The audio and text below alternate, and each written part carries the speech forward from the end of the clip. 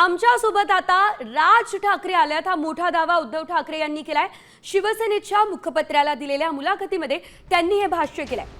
तर एकंदरीत आपण जर बघितलं तर ठाकरे ब्रँडची पाळंमुळं महाराष्ट्राच्या मातेत घट्ट रुजली गेलेली आहे।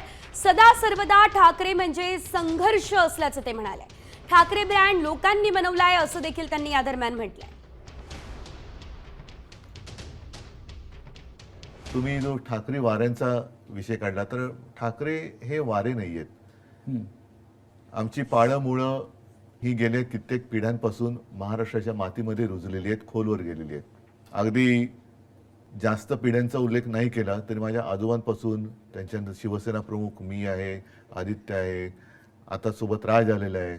सदा सर्वदा ठाकरे म्हणजे एक संघर्ष, आणि हा संघर्ष मतलबी वाऱ्यांसाठी नाही तर आता isakal.com आहे देशातील नंबर 1 ची मराठी न्यूज वेबसाईट। प्रत्येक अपडेटसाठी समाजाच्या हितासाठी आम्ही करत आलोत। त्याच्यामुळे आम्ही सत्तेत किती काळ राहिलो यापेक्षा सत्तेच्या विरोधात म्हणण्यापेक्षा जे काही अनिष्ट आहे त्याच्या विरोधात आम्ही संघर्ष करत आलो।